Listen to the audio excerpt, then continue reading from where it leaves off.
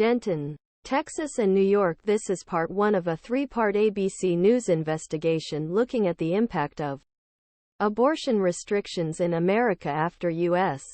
The Supreme Court overturned Roe v. Wade in June 2022. The companion broadcast, Nightline's impact on Brink, takes you inside the hidden health crisis playing out in clinics and exam rooms across country. With exclusive interviews by Diane, Sawyer and Rachel Scott, many families are asking, is this what lawmakers intended?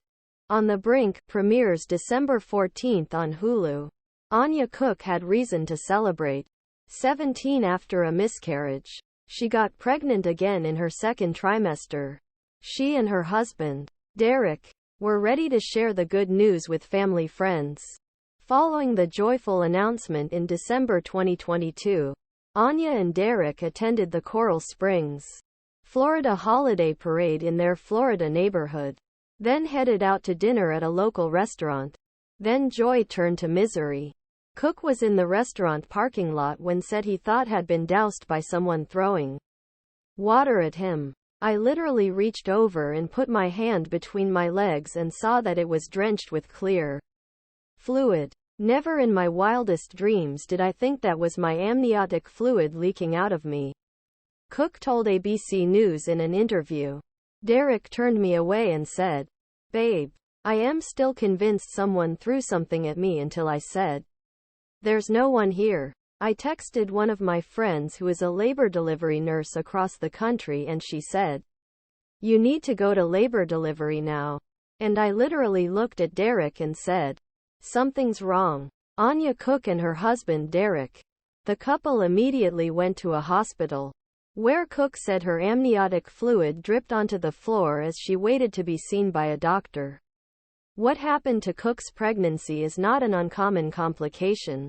The doctor diagnosed her with PPROM, preterm premature rupture of membranes, when a pregnant woman's water breaks before pregnancy occurs.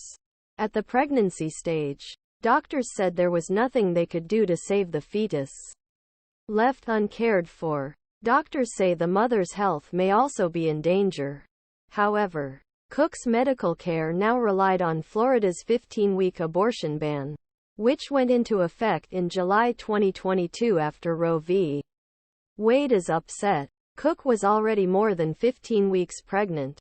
If she lived in a state with no restrictions on abortion care, which would be considered, she counseled and recommended an induction of labor to protect her from infection, in which case it would be considered abortion care.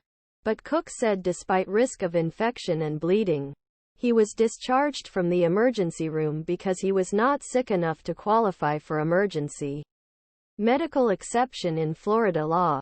Cook, who later found herself near death, is not alone in her harrowing experience, as similar stories have emerged from women across the country. ABC News reported. Dobbs' decision and cascading bans. At least 16 states have halted nearly all abortion services full.